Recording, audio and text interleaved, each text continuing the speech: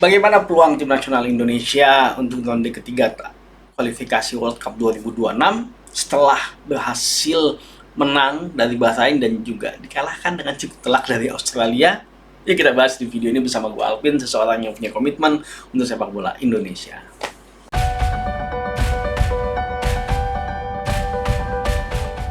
Udah lama gua nggak bikin konten terkait dengan sepak bola Indonesia karena kesibukan pekerjaan dan lain. Tapi kali ini gua ngerasa sepertinya gua harus mulai meluangkan waktu gua untuk membuat konten terkait dengan sepak bola Indonesia karena banyak banget di kepala gua yang harus gua keluarkan. Entah itu benar atau enggak, tapi itu adalah pendapat pribadi gua tanpa ada intervensi dari manapun. Oke, kita balik ke peluang tim nasional Indonesia terkait dengan babak kualifikasi World Cup 2026. Kemarin kita tahu bahwa tim nasional Indonesia baru saja ganti pelatih dari yang namanya Sintayong ke Patrick Kluivert. Nah, kita tahu di situ banyak banget terkait dengan intrik-intrik dan desas-desus berita-berita yang menurut gua agak aneh, tapi ya gua nggak mau ngebahas itu. Intinya tim nasional Indonesia sudah ganti pelatihnya dan sekarang dipimpin oleh Patrick Kluivert. Nah, di pertandingan pertama Patrick Kluivert ketika melawan Australia, itu adalah aja pembuktian sebenarnya. Seperti apa sih Patrick Kluivert ini dengan para asistennya, dan ternyata di situ sangat tidak enak ya. Dan terus terang di situ pas ketika gue puasa, kayak puasa gue berkurang pahalanya banyak banget karena di pertandingan itu gue mencak-mencak terus. Ini kenapa tim nasional Indonesia mainnya kayak gini?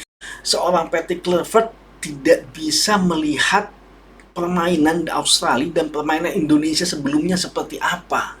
Kenapa dia sangat berani keluar menyerang dengan materi pemain yang bisa dibilang belum terlalu klop. Bahkan ada pemain naturalisasi baru yang masuk, yang baru aja masuk, belum pernah bertanding sama sekali dengan pemain yang lain. Entah kenapa gue ngelihat sepertinya ini adalah kesalahan taktikal fatal dari seorang Patrick Kluivert kalau menurut gue, yang sehingga membuat tim nasional Indonesia kalah 5-1. Itu tanggung jawabnya dia kalau menurut gue. Bukan salah pemain dan lain-lain. Itu adalah murni tanggung jawabnya seorang pelatih kepala yang dengan berani mencoba merubah permainan mereka, padahal ini adalah pertandingan away.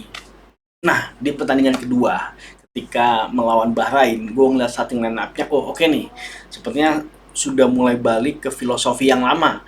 Kita menggunakan 3 central back dan juga menggunakan 2 wing back. Sepertinya permainannya kita akan menunggu, dan ternyata memang seperti itu.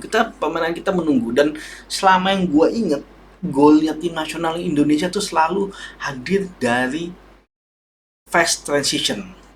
Dengan serangan balik yang cepat, kita dapat celah, finishing, kita menciptakan gol itu. Nah, sehingga gua itu pertandingannya ataupun pola permainannya dari tim nasional Indonesia, dan ketika melawan Bahrain itu diterapkan oleh Patrick Kluivert. Nah, entah siapa ya sebenarnya pelatih sebenarnya, apakah Patrick Kluivert ataupun Alex Pascal, tapi unut lah. Tapi intinya sudah balik ke filosofi yang lama dan sudah balik ke dalam pakemnya, dan akhirnya kita berhasil menang melawan Bahrain, dan itu sangat berpengaruh sekali kepada peluangnya tim nasional Indonesia untuk lolos ke ronde selanjutnya. Walaupun untuk lolos ke Piala Dunia jadi menurun karena kita kemarin sebelumnya dibantai oleh Australia. Bahkan kalau menurut gua, kalau kita berhasil menahan imbang saja Australia, peluang kita untuk bisa lolos ke Piala Dunia untuk langsung di peringkat 2 itu masih ada sebenarnya chance-nya kalau menurut gua. Nah, bagaimana setelah pertandingan antara Australia dan Bahrain? Ya, masih ada menyisakan 2 pertandingan lagi, yaitu antara melawan Cina dan juga melawan Jepang. Melawan Cina akan dilaksanakan pada tanggal 5 Juni tahun 2025 dan Jepang 10 Juni di Jepang tahun 2025. Tapi ketika melawan Cina, kita bermain di GBK.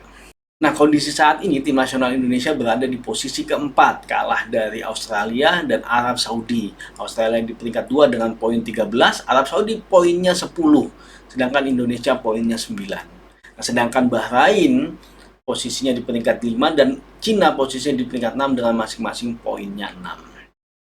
Nah, bagaimana peluangnya tim nasional Indonesia? Yang jelas, pertandingan melawan Cina menang adalah harga mati juga.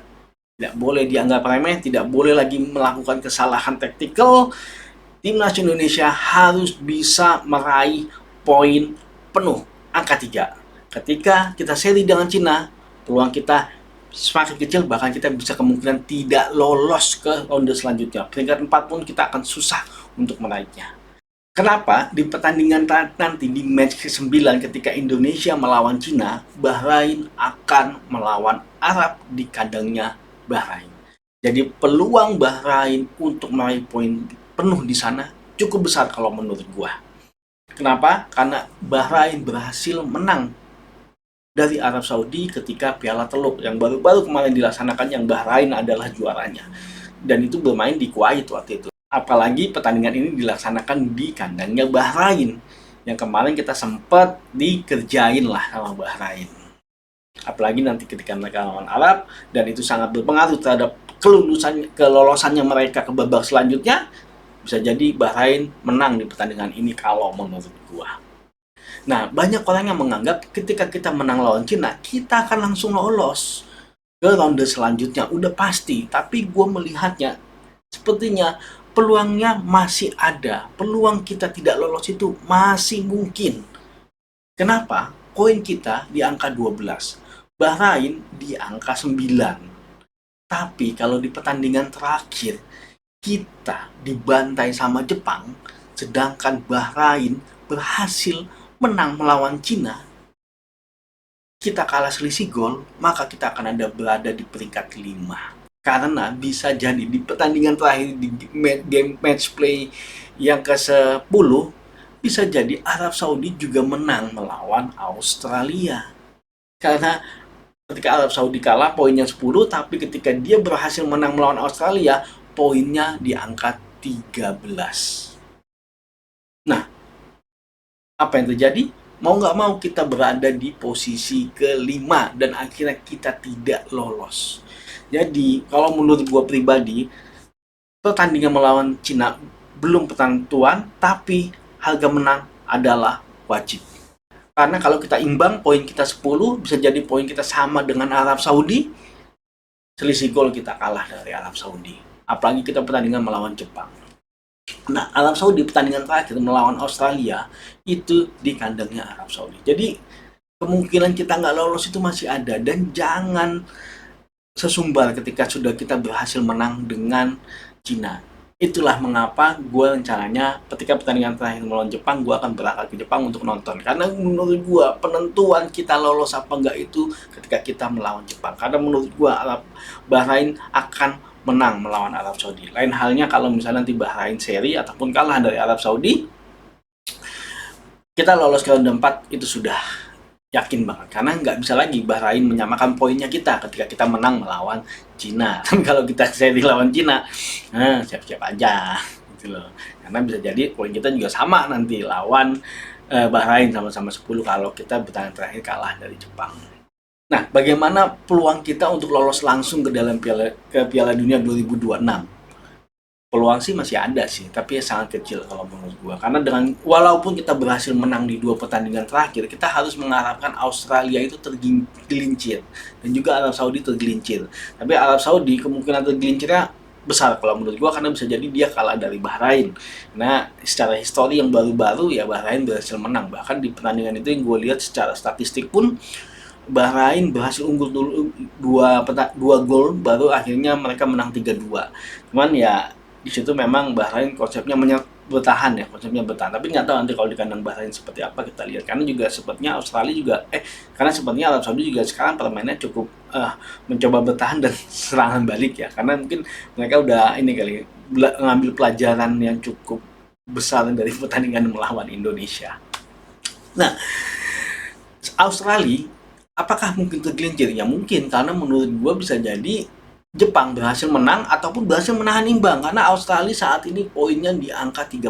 Kalau dia imbang, poinnya 14, dan di pertandingan dia kalah dari Arab Saudi, berarti kita bisa menyalip. Karena poin kita kalau kita menang melawan Cina dan menang melawan Jepang, poin kita di angka 15. Jadi kita masih mungkin lolos ke Piala Dunia 2026 dengan peringkat 2. Tapi itu sangat berat sekali, karena kita berharap ada pertandingan yang lain, walaupun kemungkinan itu masih ada. Makanya Ketika orang bilang penentuan terakhir lawan Cina, kalau menurut gua salah. Yang penentuan terakhir itu adalah nanti kita melawan Jepang. Apakah kita dibantai sama Jepang? Apakah kita berhasil menang? Ataukah kita berhasil imbang? Itu akan sangat berpengaruh terhadap posisinya tim nasional Indonesia di klasemen sementara. Jangan sampai kita dibantai, Bahrain menang 2 kali, poinnya sama dengan kita di angka 12, kita kalah selisih gol, Bahrain yang lolos ke ronde 4. Itu yang menjadi poin penting dari video gua kali ini. Jangan sampai kita merasa hanya menang melawan Cina itu sudah cukup. Kita harus menang pertandingan yang lain, yaitu Bahrain. Oke? Itulah peluang tim nasional Indonesia untuk lolos ke Piala Dunia 2006. Terima kasih sudah nonton video ini. Bersama gua Alvin, seseorang yang punya komitmen untuk sepak bola Indonesia. Maju sepak bola Indonesia, Indonesia juara.